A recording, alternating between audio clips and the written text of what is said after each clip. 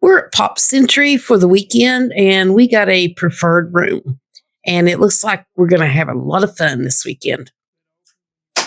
And as you walk into the room, the first thing you'll see is a beverage center, which has a beverage cooler, Keurig type coffee maker, a nice size TV, good size queen size bed, nightstands on both sides with electrical plug-ins, USBs, and the fun, happy Mickeys over the bed. And as always at Disney resorts, plenty of pillows on the bed. Then we proceed into the bathroom area, closet area to the left, comes equipped with hangers.